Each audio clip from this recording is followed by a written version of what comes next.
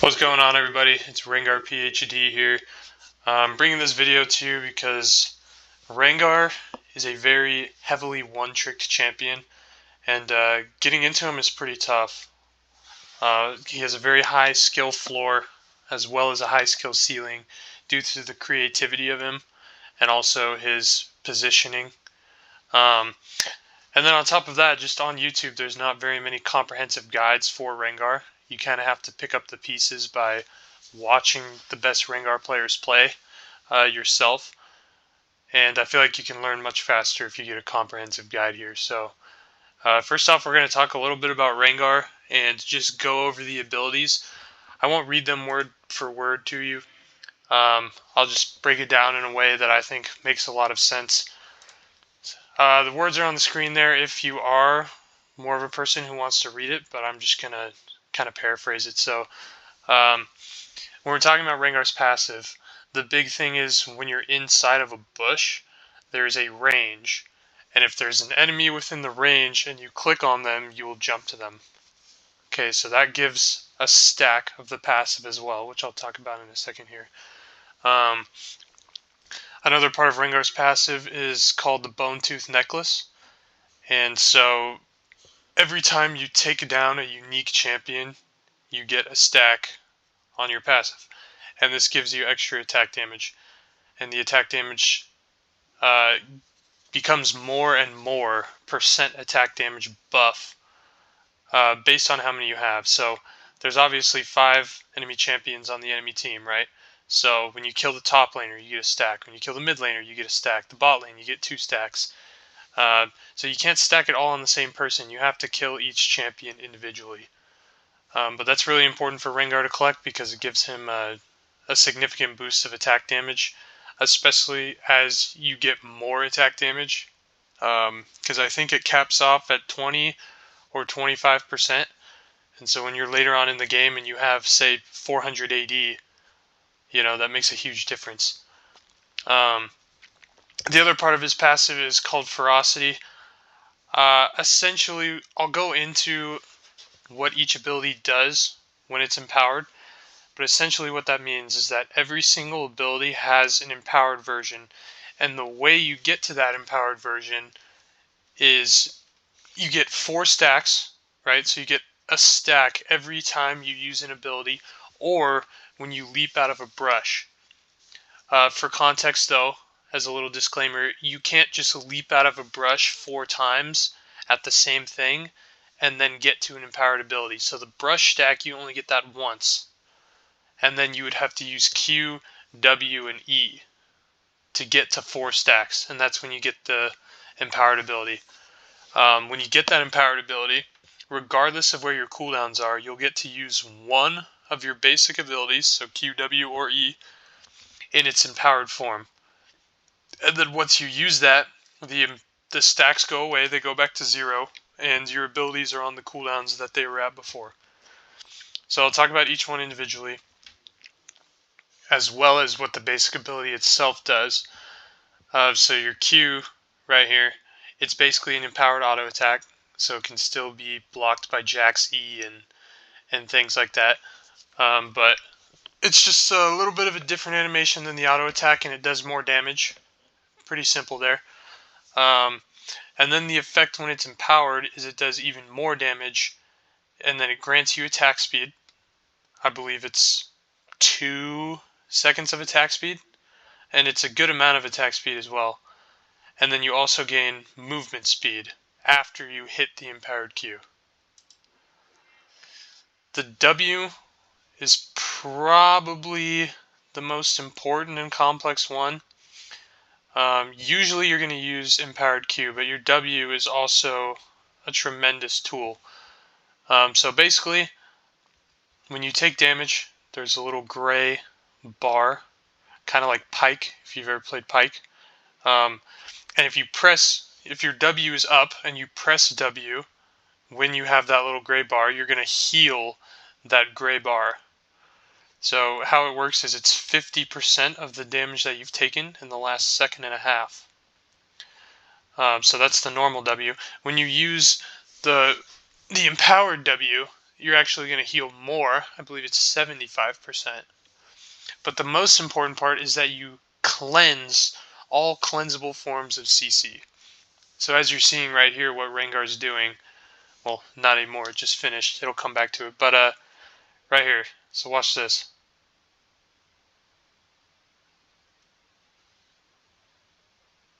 There we go. That took a second. But Malzahar just ulted Rengar, and then Rengar was able to cleanse suppression with his empowered W.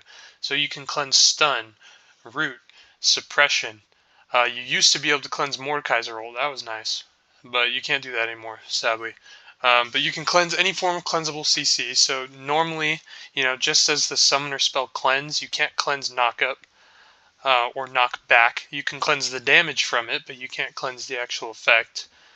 And so with these abilities, if you actually press them together, you can heal more damage back than you just took. So that's kind of a note for you guys. I'll show you all of that stuff later when I take us into the practice tool, but that's the main thing with the W. You get the cleanse, and then you also get a little bit of movement speed. This is your E. It's called the Bulla. You throw out a little projectile. It's not super long range, but it's good. And it's just going to slow. It's also, the little description here doesn't say it, but it's also going to give you vision. So Rengar will use his E to clear a lot. You can throw the E over walls and then you can jump to the camps. So that's super nice for speeding up your clear. It's also nice for following targets over walls. If you're in a bush, for example, you can E and hit someone who's over the wall and then jump to them if you didn't have vision. Again, that's more strategy stuff. I'll show that later. But essentially all you need to know is it slows and it gives vision. And the empowered E does a little bit more damage and it roots instead of slows. And it still gives vision. And then it will give you some movement speed after you throw it as well. If you've caught on, all of his empowered abilities give you movement speed afterwards. So that's another little thing it does. Now the R. R is his most important tool. It's going to set you up for most of your combos. And it's your best way to get on a target, especially if there's no bush available. This is really your only way to get on a target without flash. Essentially what happens is you camouflage, so it's not complete invisibility, but you camouflage. And there's a radius where if someone steps inside that radius, they can see you. So you have to be mindful of that, but it's very obvious where the radius is. But you're going to be undetectable unless someone's inside that range, or if there's a control ward. Control wards will pick you up, but you can run through normal wards like this. So that's going to be really important to keep in mind when you're ganking. But you're going to camouflage, and then it's like you're in a bush, right? So there's going to be that radius that reveals you, but that same radius is the radius you can jump to. So once a target is inside that radius, you can click on them and you'll jump to them, as Rengar is doing here at Kha'Zix. So right here he presses ult. You can't see the radius, but he gets close to him, and then you can jump. So I'll demonstrate this more, obviously. But so you camouflage, you get movement speed, and then you get to jump on somebody. And when you jump on someone, you actually shred a little bit of armor, which is nice, and it does some damage. And this is how you set up your combo. So that's the basics of Rengar, his abilities. Next, we'll talk about build. Hey guys, so talking about items here, and I'll mix in a little bit of runes talk as well, because that can determine what you build to a certain extent. Talking about runes and items, the only really big thing is if you're playing the Fleet Footwork setup, which I honestly recommend that you don't. The only people who really play this setup are challengers and extreme Rengar one-trick ponies.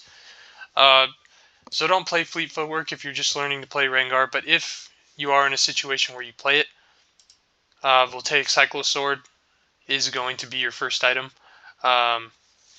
It gives you an energized attack, and that's going to synergize really well with your Fleet proc.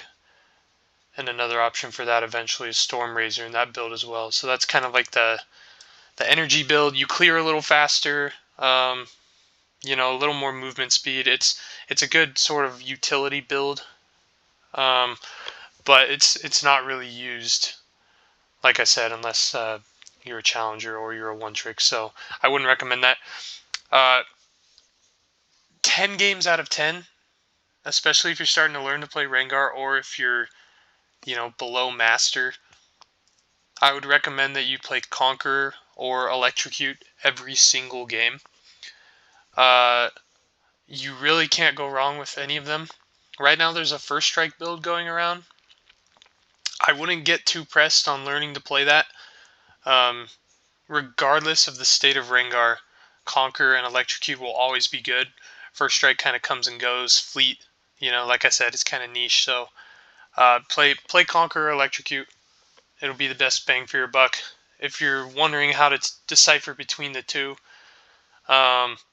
if there's a bunch of targets on the enemy team that you can't really kill, or as in they're too tanky, or there's a lot of champions where you can't one-shot, but you can beat them in sort of an extended fight, like bruisers, if you play it correctly. That's where Conquer is going to shine. If you see a bunch of squishies, you know, Electrocute's not a bad idea, or you can just go Conquer into it as well. I honestly play Conquer almost every game. So that's my recommendation there and my quick little thing on runes. But let's talk about items. Everybody wants to know, what is the build path that I should go every single game? And the answer to that question is there isn't one. It's very situational, and you have to be flexible with Rengar.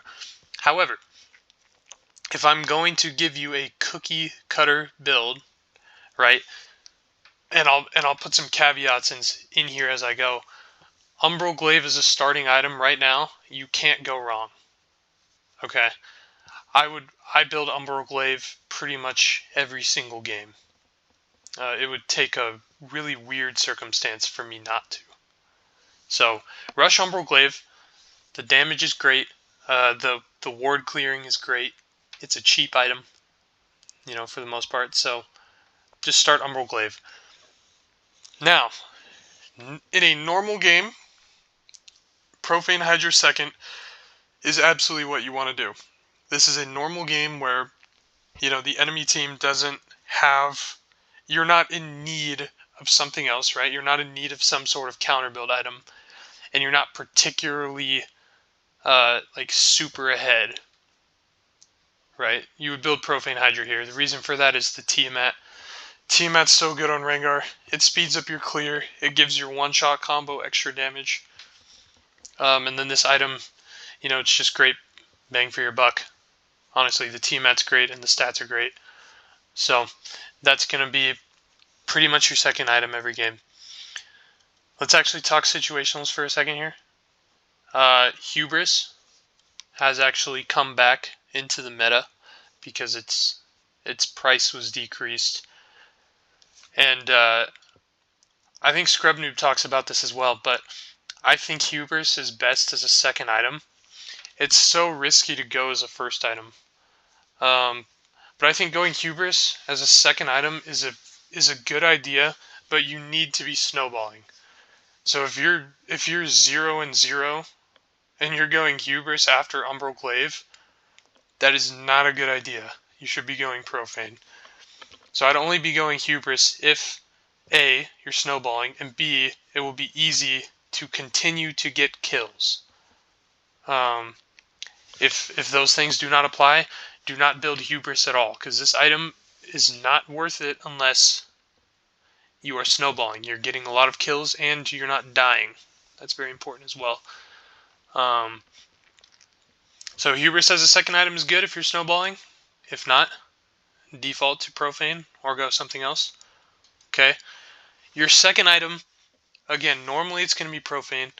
However, if there is an intense need for I'm going to call them counter pick items, right? Because you're building them specifically to counter something on the enemy team.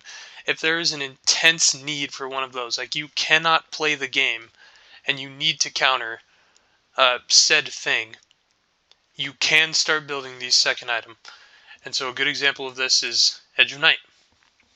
If the other team has a Morgana, uh, maybe they have some cringe like Alistar top thing going on, and then they've got Malzahar, just a bunch of easy CC where you jump in and there is nothing you can do, right? Like they're sitting on that back line.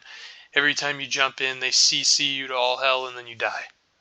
And you cannot play the game. You can build Edge of Night as early as second, if that's the case. However, I must stress this. You're going to lose out on a lot of damage by building Edge of Night second. And so, again, if you're building a counter pick item in the second slot, that means you absolutely, absolutely need it. You cannot function or exist without it. So, maybe the enemy team has some CC, but it might be playable. Don't build Edge of Night second. Okay, another example of this, could be Armor Pen. Like I've got the Lord Doms here in third. Maybe you're against a team that's building a lot of armor early. They all have tabbies. You got a bunch of tanks on the enemy team. Lord Dom second might not be the worst idea, right? Or they have a ton of healing. Then you're going Mortal Reminder and getting that Armor Pen. Maybe they have so many shield characters that you can't one-shot. And so you have a desperate need for Serpent's Fang right then. Then you could build it second. But keep in mind, the second slot, like I said, only build these situational items if you have an intense need for it. If not, build Profane. If you're snowballing, build Hubris. Moving on, third item.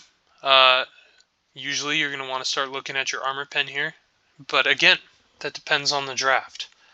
If there are no tanks and no armor builders in your draft, then you don't need to build this. You could start building crit. You could start building... Maybe you want just some more damage, like Opportunity. And you don't need the Armor Pen. Maybe you could start building crit. So these are decisions you have to make based on the draft.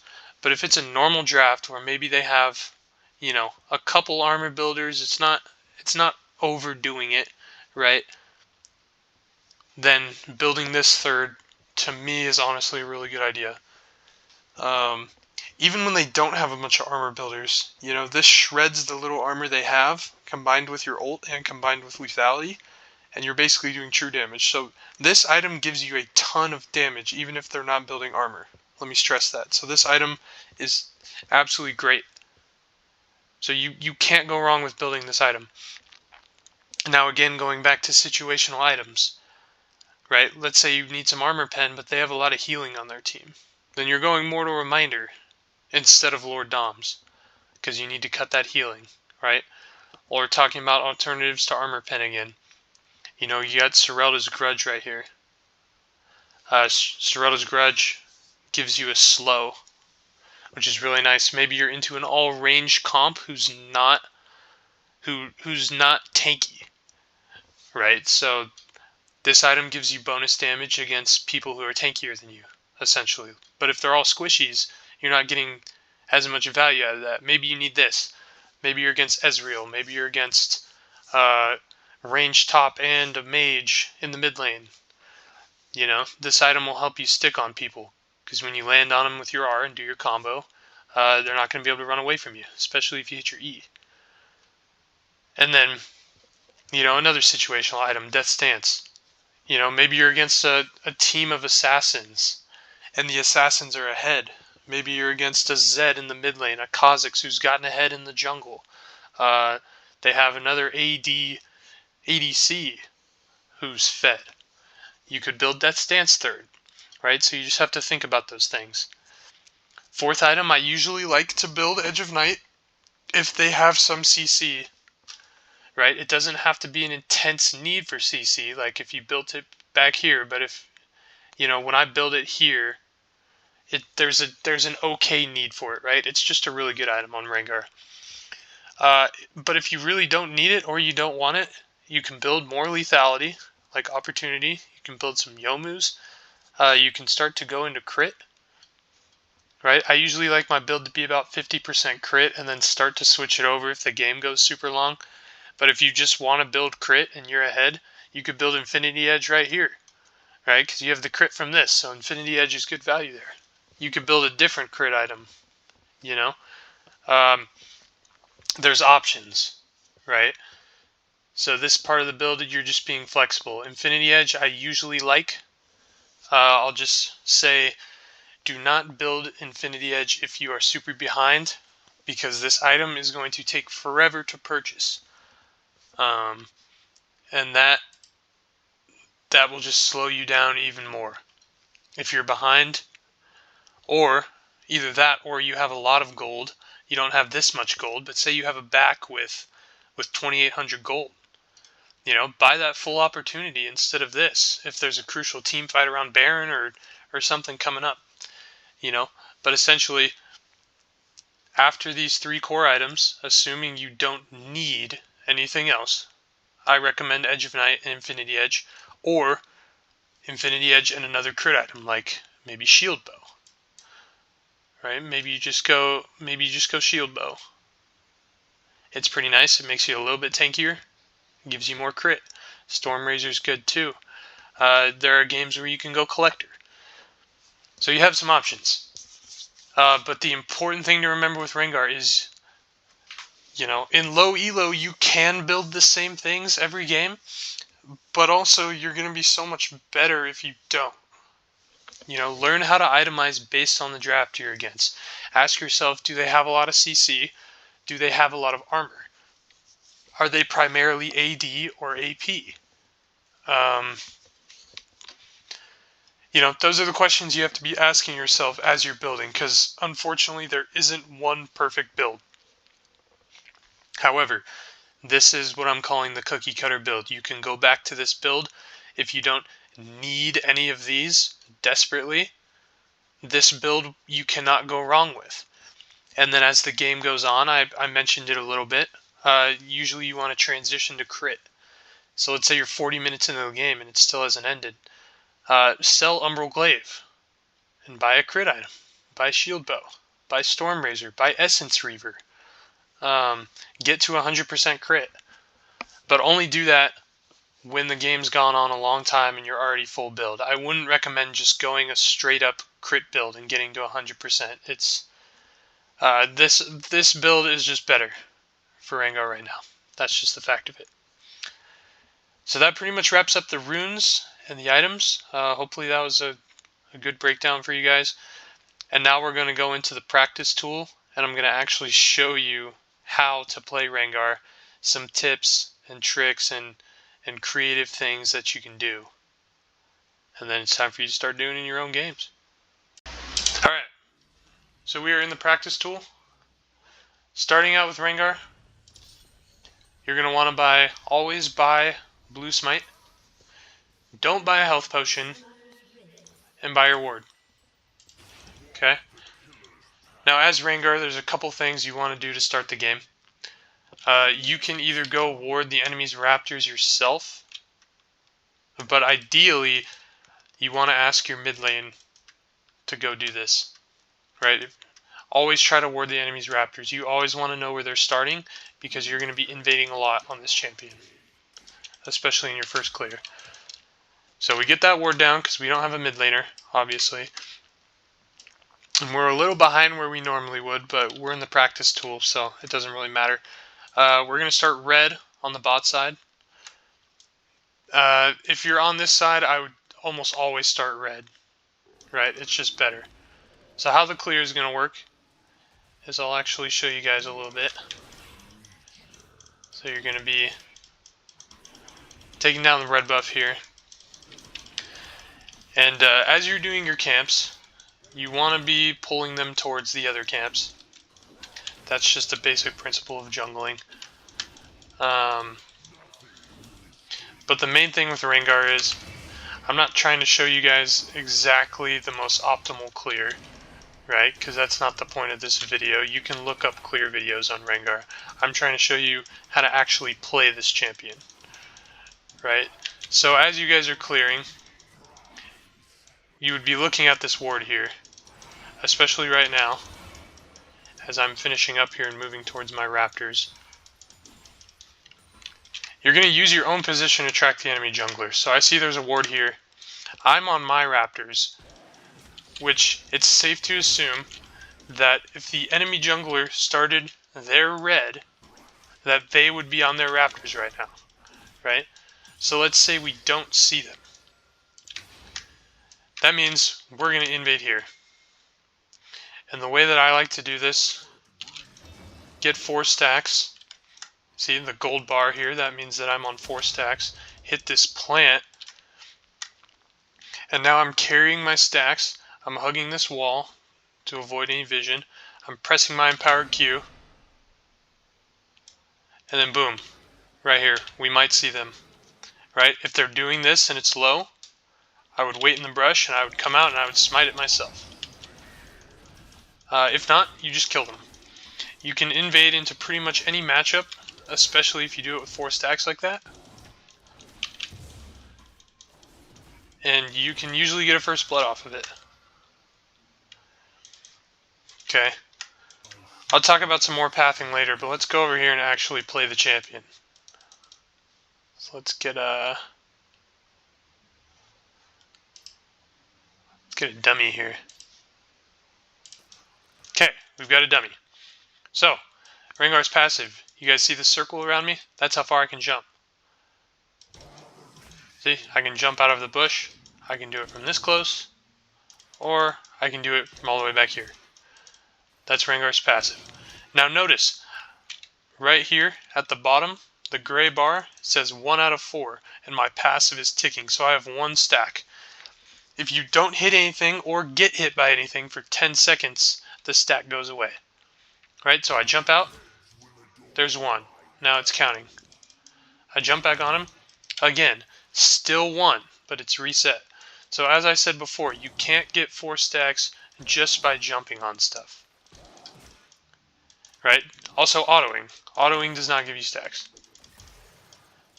Right? So I have 1 stack. I'm still at 1 stack. The passive just keeps resetting. Okay. If I throw an E in there, I'm at 2. Now remember the E's the bola, right? Then I Q. I'm at 3 stacks, and it's reset again.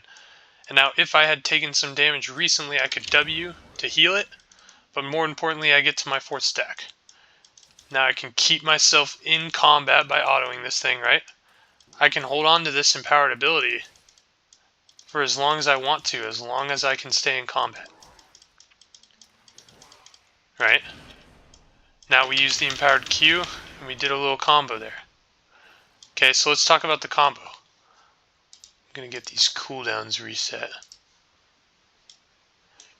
So, the combo, there's a couple pieces to it, right? If you can, you jump. Okay. Now, you can throw your E mid-jump, so what I don't want you to do is jump and then E. That's very slow. What you can do is you can jump and E in the middle of the air, so that when you come down, you're ready. Okay. Also, that means there's the empowered E, so they're rooted. When you hit them with the E, you slow them, which makes it much easier to stick on them and chase them, auto them, Q them, all that kind of thing. I use my empowered Q and I got some movement speed away, see?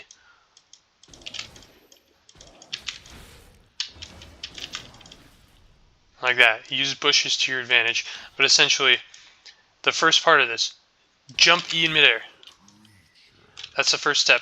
If you're learning as we go ahead and try this yourself a few times. Pause the video if you have to. Jump E in midair. That's it. You click and you press E. I recommend you have quick cast on, because when I press E it goes. I don't have to like E and then like hold it and aim it and stuff like that. That makes you a lot slower. So you jump and you just press the E key. That's all I'm doing right now. Jump and press E. Right? That's the first part of the combo. Okay? Now the second part of that is we're going to press W after we press E. See that? I'm at 3 stacks because I didn't press Q. The jump gave me a stack, and the W gave me a stack, and the E gave me a stack. Jump E, W. That procs electrocute as well, because that was 3 hits. Okay, I'll show it again. 0 stacks. Jump EW. 3 stacks. Okay? Now, we're going to add the Q in. So the order so far is jump EW Q. Jump EW Q. Now I have 4 stacks, right? That's the bread and butter of Rengar's combo. You use all of your basic abilities with a jump or your ult. Let's actually level up to ult here.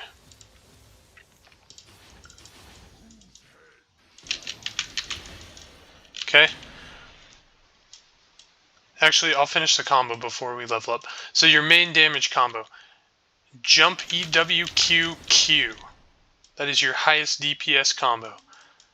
Jump EWQ empowered Q. That's your bread and butter combo. And the faster you can do that,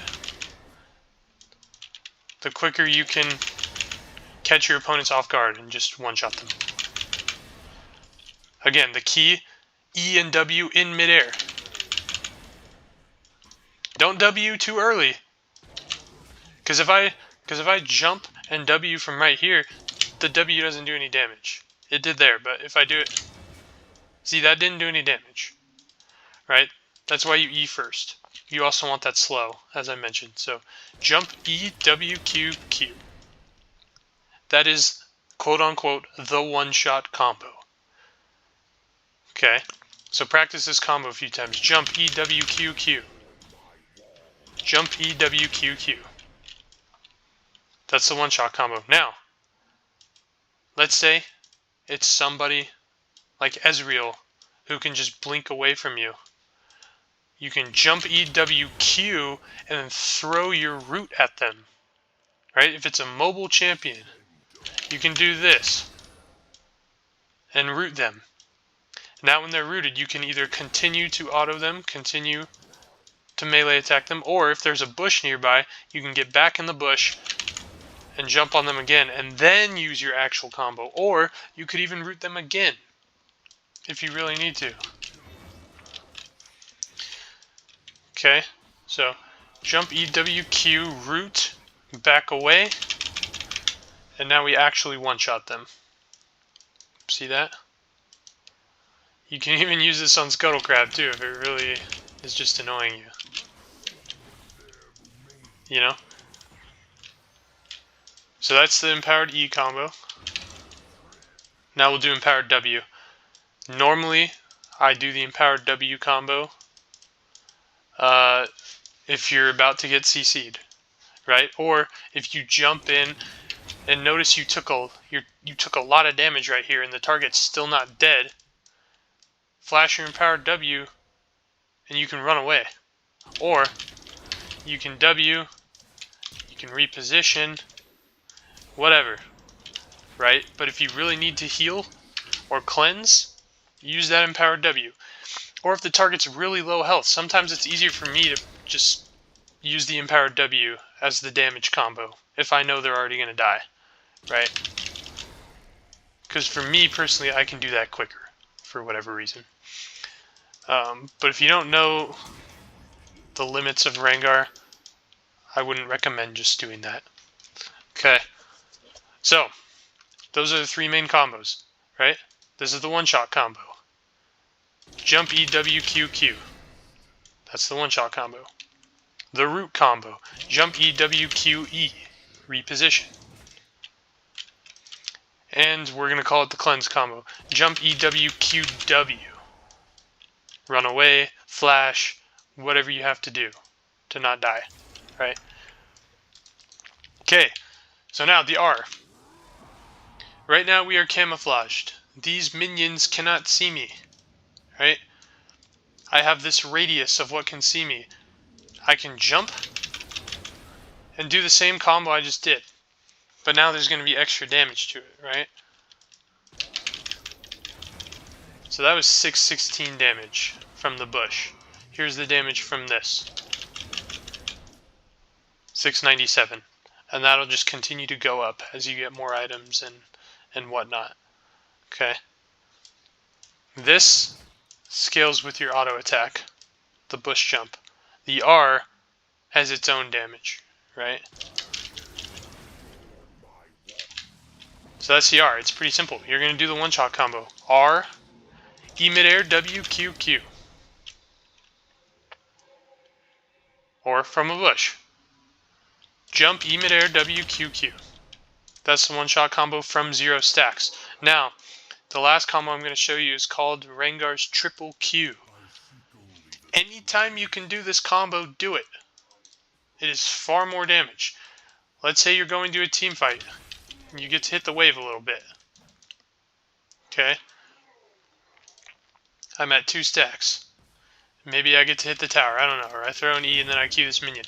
I'm already on 4 stacks. So now what you're going to do is you're going to run to your dummy and you're going to press Q before jumping. E midair W, Q, Q. I just used Q 3 times there. Okay?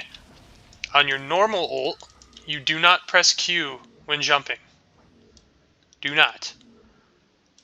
Or else your combo will be less DPS. Okay, it's much more damage if you do it this way. See, a lot more damage. But if you come into an encounter with 4 stacks already, then you can do this combo. I'm already on 4 stacks. Press Q. Do the one-shot combo normally. 935. That was 935 damage. Here's the normal one. 892. And my Q doesn't do a lot of damage yet, by the way. Like, imagine this with items. You know what I mean? Let's actually buy some items. Show you guys a little bit of Rengar. So we'll go that. We'll go that. That. That. We'll sell Smite because at this point we would have lost it. Never mind. It won't let us sell Smite. But that's okay. So now we've got our items. We've got our cookie cutter build, right? Now we're going to press R. We're going to find our dummy. E midair W Q Q. 3,561 damage from level 6, by the way.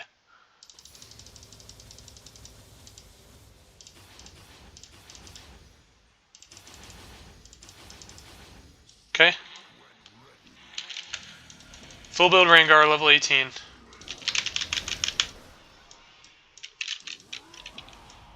Let's see the damage. 4,300 damage. That's nice. Now remember, this target has no armor.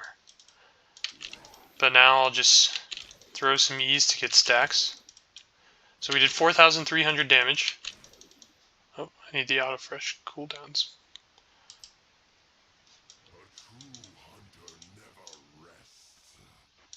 Let me just get the stacks on our friend the blue buff. Never mind, it died too fast. So our passive's expiring, our E's coming back up. Q it. Here we go. We have 4 stacks. We see the target. Press Q first. 5,600 damage. So we got an extra 1,300 damage by doing the triple Q combo. Okay. That is how you do it. Those are Rengar's bread and butter combos. Right? Now if we're going over here, let's get a training dummy again. We have a training dummy over this wall. I pressed E on it. Now I can jump over and do the combo. You see that? So E gives me a stack. Jump gives me a stack. So if I jump... Oh, the vision went out. Hang on. If I jump and then W in midair, I can double Q. Right? Or maybe we have this warded and we're playing Baron and we're trapping them. Then you're going to use the normal one-shot combo. Jump, E midair, W, Q, Q. Whoever just walked here is dead. Unless it's like an Orin or something. Just like that. That is how we use our vision. And we can use our E to make plays. If this ward wasn't here, like I said, what you would do is you would throw the E, jump W midair, Q, Q. Just like that. So as Rengar, we're going to talk about playstyle a little bit. And I'll talk about the clear a little more. I started to talk about it earlier, and then I realized I should probably show you how to play the champ before I tell you how to clear. So as Rengar, this first initial clear, right? I'll actually do the clear for you guys now that I have all the items, because it's going to go super quick. But we'll talk about it as we go. So we've got a ward here, right? Pretend we're level 1. We're starting our red buff. We're watching the ward. That was a nice clear. Very well done. I wish we did that damage level 1. Move on. Boom. So now, we are getting to our raptors, which means the enemy should be at their raptors if they started their red buff. So let's say we get to our raptors and we do see them on their raptors. First of all, count their CS, right? They would have 12 CS if they did, or they would have 8 CS if they started red, because they did these two, and then they moved here. And we see them on the ward as we are here. So we know they're even with us, just on the other side of the map. So what you would want to do here, you see them at raptors, you finish your raptors, go here, clear your wolves. Okay, clear your wolves. I know it sounds weird, but clear your wolves. This gives them time to clear their wolves, and now you are walking into their jungle as they are starting their blue buff. But you're not just going to walk in the front door, right? We're Rengar. We need to play around mobility. If we walk in like this, this wouldn't be here at this time in the game. So we don't have that. If we just walk in the front door like this, they're just going to run away from us. They're going to see us. They're going to be right here killing their buff. They're going to see us when we get to here, and they're going to walk away. So instead we're going to walk like this, and we use this plant to get into the bush. That's also fine. But we get in here, we see where they are, maybe we jump and smite this. I didn't even get to use smite because we do too much damage. Right? We kill them, once again. And then, after we kill them, we kill their buff, if we haven't already. And then we can look for this Gromp, if their bot lane isn't moving. Right? Then we can get this Scuttle, etc., etc. I already showed you the first clear, but in that case, you go red, Krugs, Raptors, you skip Wolves, and you come up here. Right? If you see them on their Raptors, after you finish your Raptors, and they have 12 CS, that means they're pathing to their red. So you would walk up through here with your 4 stacks, like I talked about earlier, and you're going to kill them, and you're going to take your buff. And then, assuming the top laner doesn't come, which they shouldn't because they're going to drop CS, you'll take these 2. You can take Scuttle, you can go back into your blue side, a bunch of options like that, right? We're not focusing on the nitty-gritty of how to play jungle at the moment. We're just talking about Rengar. So, we're going to conclude this video by just a quick wrap-up of Rengar. Talk a little bit about his positioning. Okay, Rengar is weakest when there are no bushes around him, when he has no ult, and he has no flash. If this training dummy is a ranged target, on most circumstances, I can't just walk at them like this and go and beat them up. That's not going to work. Okay? As Rengar, we need to always approach things with pathing that gives us a chance to succeed. We're coming up to this bush, we're warding it, make sure they're not sitting there, and then we can jump on this target. Right? Or we need to let our team engage first if it's in a place where we can't really follow. and then we might be able to like kind of walk up here and then hit the people that are behind, or just go for this person. Right? That's the major thing with Rengar. You can't really just walk at people unless you have stacks, you have ult, or you have flash. Okay? I can kind of walk at people if I have stacks. So let's say I've got 4 stacks. I'm walking at this ADC. They're not respecting me. Hit them with the root. Walk in here. Goodbye. They're dead. Right? Or if you do have flash, and this is also your best way of ganking mid, by the way. You're walking up. E-flash. Right? Because when you're ganking mid, it's tough. They're usually not in range of these bushes. So as Rengar, your best bet is to E-flash. Not ult, because you won't have it, but let's say you're walking up on, I don't know, enemy Victor or something. He's right here. Boom. E-flash. You and your laner beat him up together. You do your thing. Just like that. Bot's a lot easier to gank. You don't necessarily need bushes for bot and top because it's a very big lane, you know. But also just keep in mind when you're walking at them like this, they could burst you down, depending on who it is. So you want to play around your ult.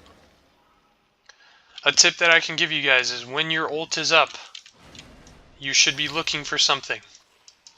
Right? Unless every lane is just ungankable. Even in that case, you can press your ult and you can go into the enemy jungle and look for them. Assuming, you know, you're strong enough to do so. Right? But that's the big thing with Rengar. You can't just walk at people. You need to play around bushes, your flash, your ult, and your stacks. And over time, you'll figure out how to play things best. You know, and every situation is different. But that's what makes Rengar such a cool champion in my eyes. You know, he's so unlike any other champion with his bush mechanic. And like I said, he's hard to play. His one-shot combo is not that hard to learn. You guys can definitely do it in practice tool for like 10 minutes and just get pretty fast at it. Right? Use this guide to remember what the combo actually is. Practice your different combos. And then you just have to learn how to play, you know, these weird fights with Rengar, right? It's easy to jump on an opponent and one-shot them if you're strong enough. That's not really the hard part of Rengar. The hard part of Rengar is the positioning. You know, fighting people who Rengar isn't really designed to fight, like bruisers and tanks. You know, that's how you really just hit Rengar's ceiling. You get super creative. You make plays for your team, and you live. You know, the beginning stage of Rengar is I press ult, I go in, I kill the Fed ADC, and then my team wins the fight. And that's respectable. That's perfectly fine. Second stage of Rengar is I go in for my team, and I get their major cooldowns, I double W, and I get out. You know? We win the fight, and I live. Now we can go Baron. Just kind of that thing. So lots of games on Rengar, lots of practice. Get the one-shot combo down. Actively think about your items as you're building them and what's best for the game. Don't just build the same things every game. Thanks a lot for watching this video, guys. I had a lot of fun putting it together for you. Rengar is my favorite champion in this game. I have a lot of time spent on him, and I think he's so well designed, and the fact that he has a high skill floor, high skill ceiling, he's so rewarding to play. You can climb up the ranks with him if you just master him and do it right. So I'm excited to be starting this channel. I'm going to hopefully bring you guys some more videos soon of gameplay, VOD review. So let me know in the comments, you know, what you want to see. Do you want to see live games? Do you want to see VOD reviews? Do you want more educational content on Rengar? And I can give you some videos in various elos and kind of just help you guys who are picking them up, climb through the ranks with them. So if you want to subscribe, turn on notifications so you don't miss my videos. And for all you Rengar OTPs out there and future Rengar OTPs, I hope you enjoyed the content, and there's a lot more in store for you. Peace out.